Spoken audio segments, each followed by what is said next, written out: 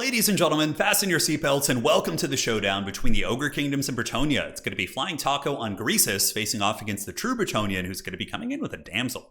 So super off-meta picks. I mean, obviously, Greasus is not super meta, and I don't think the damsel usually is either. Granted, I guess against ogres, like Fey Enchantress Mortis isn't that crazy, and if you want to just have a cheap caster character to allow you to go a little bit wider, I can see kind of the direction that is going. Now, this is also very cool because the true Bretonnian is probably one of the best Bretonnian players in the entire game, facing off against the best Ogre Kingdoms player in the game. So very, very hype stuff. Let's take a look at the builds. Let's break it down here on the battle for Itza. So Noblars at the front, backed up by Trappers. Very standard. Trappers are great. Their little ninja stars do a ton of damage against just like halberd units. So for example, if you have the men-at-arms and polearms back here and you just throw your ninja stars at them, it will wear them down. On top of that, Flying Taco coming in with the double fire belly.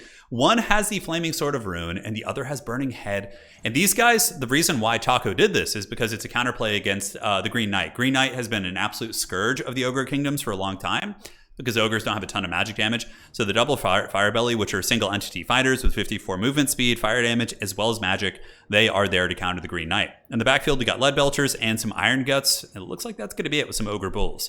Now, for the true Bretonnian, it is going to be Peasant Mobs backed up by Spearmen. We do have Grail Reliques being brought in. Now, they recently got cost reduced. And man, true Bretonnian with the Grail Knights as well. I love it. Both these players are just so awesome to watch. And also top tier as well. So Blessed Trebuchets. What are they going to be blessing? I'm curious about their DPS against some of the Ogre units. It looks like they're shooting at the Lead Belchers who are hiding in the trees. So the tree line is going to be providing a little bit of topical cover to those Lead Belchers until they want to advance out and start shooting. But the Ogres are certainly going to be getting the initial objectives. It looks like Bretonnia is going to be playing very defensively. They haven't started their advance yet. I don't think they want to fight the Ogres until the battle really gets going. Now, against Ogre Kingdoms, you basically just want to be spamming out Knights of the Realm. Knights of the Realm are so incredibly good. Anti-large, great charge bonus. Honestly, not terrible against Noblars on the charge either. And the Prophetess is going to be a beast. It looks like there's going to be a Curse of Onrare, as well as an Amber Sphere. Really, really cool tech. Paladin coming across. Paladins, of course, are anti-large characters, making them quite, not necessarily an auto-take, but yeah, pretty common against E-Forces of the Ogres. Now, Bretonnia going to be getting the high ground, it looks like, sending some Grail Knights up there. The Ogres would have to respond with some, like, Sky Striders or some heavy, heavy-duty units to really fight that. And this is the Greasening, guys. This is actually a replay from the tournament, which you guys did not see streamed, but this is one of the games where Flying Taco played in our single faction tournament with the Ogres, and certainly brought his tyranny to bear. So the battle soon to be underway. Objectives going to be opening up in about 25 seconds. 2 objectives are initially claimed by the Ogre Kingdoms. And in the backfield, we do have Lead Belchers. Now, I can't help but think that Taco's doing this on purpose. He probably sees the Paladin, going to be pulling the Ogres back here. It looks like he gets some Saber Tusks out to try and, harry the Paladin. We'll have to see. Or are the Sky Striders going to pop out? That would be very exciting stuff. But it looks like he doesn't have the resources for that. Supplies are 180. Grail Knight's going to be claiming the high ground objective. And Bretonnia just kind of taking its time, using its artillery to try and soften up the Ogres. But so far, it hasn't done a whole lot. The Ogre army looks pretty healthy. And the Greasening is upon us, guys. The grease is going to happen.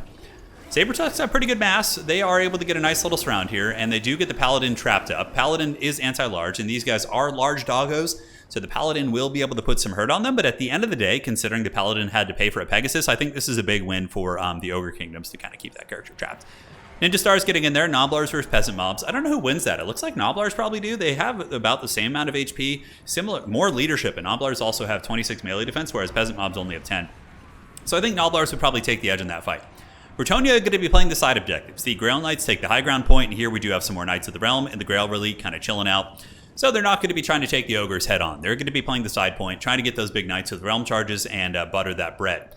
Now back here, Paladin straight up losing to the Saber Tusk pack. So this is a big win for the Ogres. And now we do see the Lead Belchers online. Lead Belchers going to be ripping some fat shots here into the Knights of the Realm, which are chasing down these Saber Tusks. But if these Knights overextend, what's going to happen is Taco's going to get us around. He's going to pull the Saber Tusks here, maybe attack the other ones, summon in some Ogre Bulls and some other units, and make them pay the price. But at the end of the day, Bretonnia does get the charge there. So very, very good stuff. It looks like a little bit of a lapse here in the Saber Tusk micro.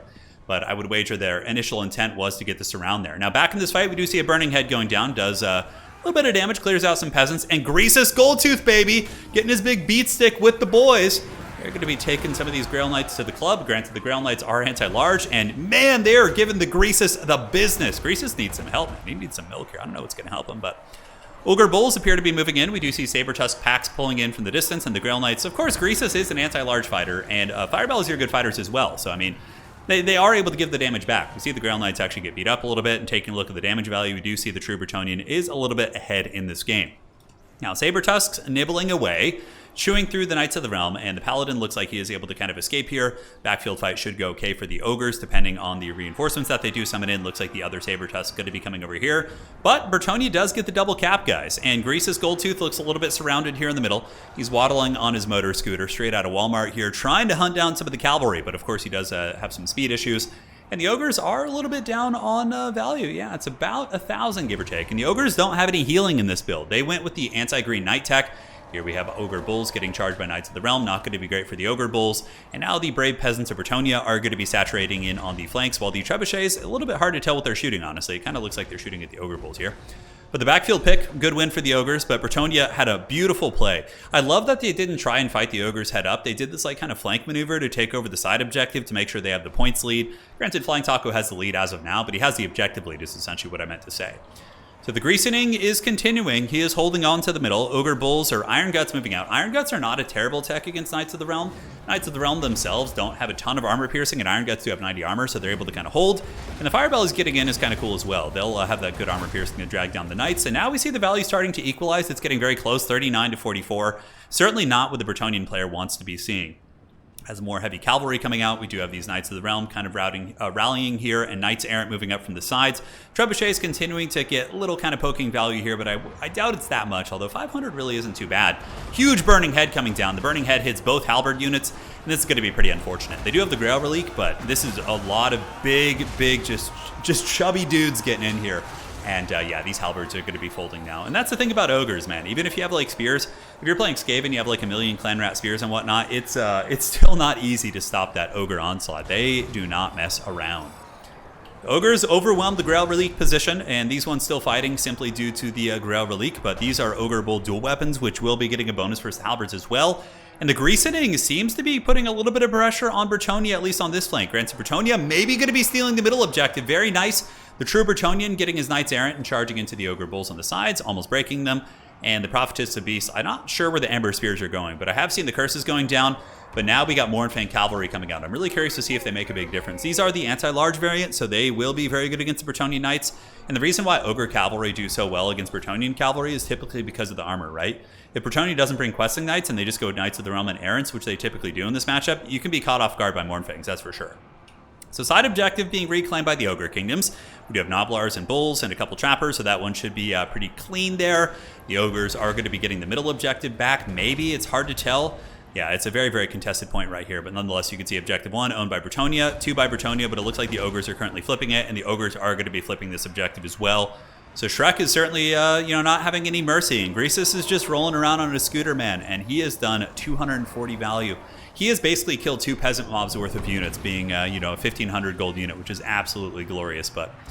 yeah, Greasus and the boys able to kind of break the Bretonnian momentum. We see the Grail Relique. We see some Knights of the Realm coming back in. I think it probably is not a good idea for Bretonnia to move in here and try and fight Greasus and his Mournfang Cavalry backed up by the 2 Fire Bellies. I kind of like the original strategy, which is kind of playing the points with cavalry. So maybe like send some peasants and halberds in here and just take your cavalry and try and overwhelm the ogres on the sides. I think that's really what's going to be working out for you. Because there's no Lewin, there's no Fey Enchantress, there's none of these characters that can really decide those middle fight. Knights aren't getting a charge, but they're into Iron Guts with their big armored bellies. These guys going to be taking it like champs and looking really, really cool in the process as they will continue fighting off these cavalry and certainly accruing some pretty good value, I would imagine. Yeah, about 600, not bad. Up on the high ground, Saber Tusk packs trying to steal the objective, and the Mournfang Cavalry really, really dominating the Bretonnian mobility here. And Ogres do have a little bit of healing. We did have a Butcher go down earlier. I saw that. I believe it was on one of the Iron Guts. And once again, the Knights Errant dominated by the Ogre Cavalry. So I'm telling you, don't sleep on it. I'm really surprised we're not seeing the Flying Taco special, which is the Sky Striders coming in. Yeah, we haven't seen those bad boys. So Bretonnia is kind of going back to the drawing board a little bit. Looks like they're going to be mustering their cavalry. They still do have a value lead, but with the Ogre healing from the Butcher, it's probably a relatively even game, like dead even in terms of value. But Ogres are certainly really, really good at playing the objective game. Fast, high capture weight units that hit hard and can really clear you off very, very quickly if you're not careful. So these Knights Errant are broken. This objective is going to be flipping to the Ogre Kingdoms in just a moment. And just like that, the Ogre Kingdoms, guys, have a triple cap. And I don't know what it is about Ogres, but I've had games like this, countless games where I'm up in value by a little bit, where it's very even, and I am just getting crushed on the objectives, which I think is really cool to see. I mean, Ogres should be really good at that. And we do have the Fire Belly here trying to wear these guys down. Honestly, I don't really see what else Bretonnia can do to get back in this. I mean, it's not like picking off Greasus would be a big power play, and Greasus is just going to be, yeah, just rolling around, probably doing absolutely nothing. Yeah, 266 value. He is straight up not being able to catch anything. So Knights of the Realm here do catch some Ogre Bulls, but there are Noblars and Saber Tusks all over those guys. Objective 3 belongs to the Ogres, and Ogres are going to be summoning in some more Bulls, and Mournfang Cavalry being attacked by the Trebuchets. Really, really good targeting by the true Bretonnian.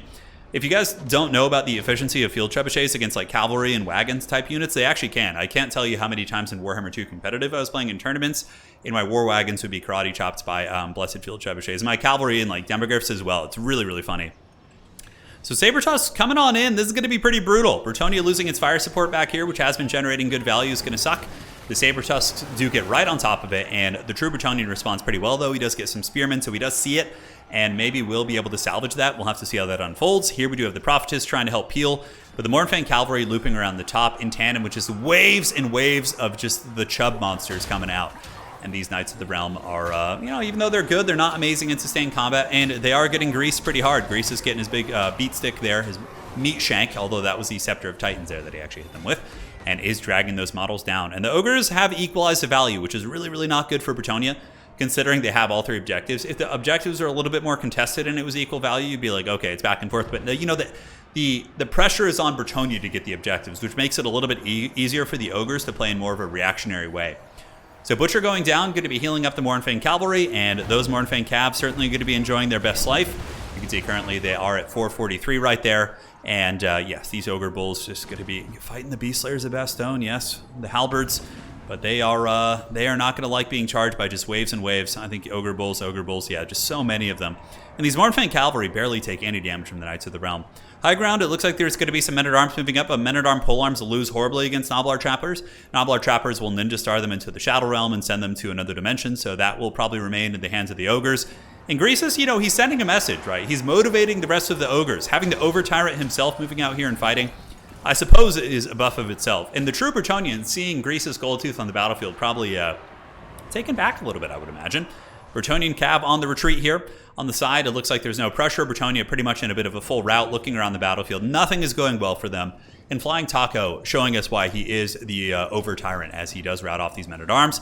Do a little bit of fast forwarding. I honestly think the game is pretty much over at this point. Knights of the Realm are going to be doing it, but Taco has him fully stuffed. And even if Bretonnia did get like a miraculous comeback in terms of the trading, it would take them too long to get the objectives from the fast Ogre units with high capture weight. So GG, well played, man. Great match right there. Greasus Goldtooth doing it again, man. Is the Greasus meta upon us? I know a lot of people are going to be going into games trying to make Greasus work, but you know, you certainly need to be very good at other aspects of the Ogre Kingdoms to make a terrible character like Greasus work. Because obviously just using a Slaughtermaster with like 2 Firebellies probably would be the way to do this, or a Tyrant is just so much better than Greasus. Greasus probably got like sub 500 value, whereas a Tyrant can keep up with Cavalry with his 54 speed, and he heals himself, just so much better. So yeah, Greasus got about 800. Firebellies were so much better, 1400, 500 there, and yeah, the Trappers were amazing. Mournfang Cav was an awesome pick.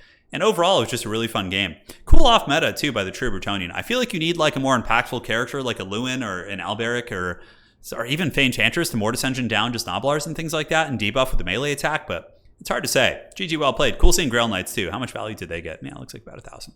All right, guys. We'll see you next time. Take care of yourselves, and that's going to be it for tonight.